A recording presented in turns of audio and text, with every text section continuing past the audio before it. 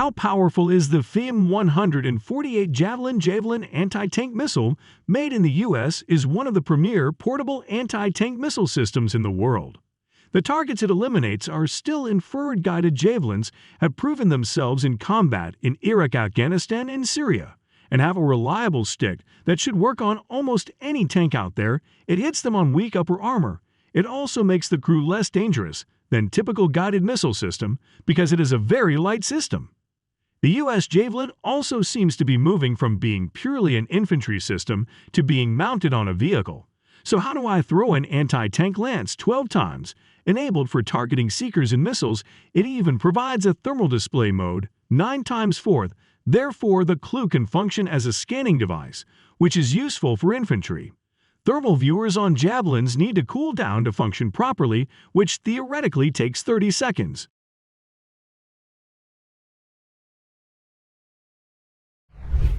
But may take a bit longer if you are in Baghdad, and it's a light 120-degree wind during the day.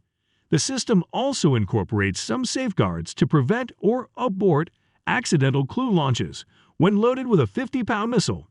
Most of the weight comes from missile and can be fired from a crouched or even seated position, which is much lighter than wire-guided cranes or other long-range missiles, which usually require a heavy tripod. Still, it's not something you'd want to run a marathon. Once a fire requires an infrared seeker target lock onto it, and pulling the trigger, the Javelin missile ejected from the clue without engaging the rocket motor. In a soft launch, creating a backblast, a relatively small missile launch not only makes it easier for opposing troops to see the launcher after firing, but can make a launch while inside the confined space of a building a lethal risk, so a small Javelin burst is very useful for keeping operators alive.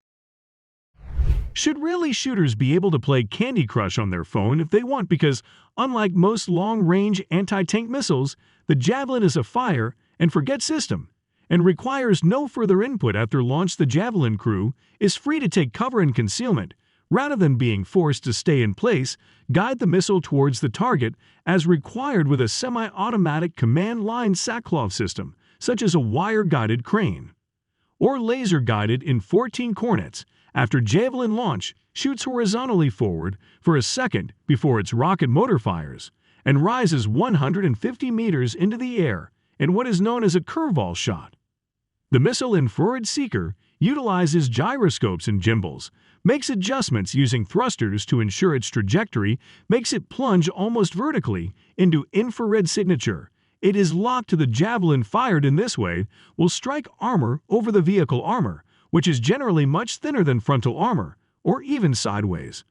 Up to 800 millimeters of roll-hardened armor, which isn't all that impressive considering that modern tanks now feature composite armor that's extra effective against such warheads.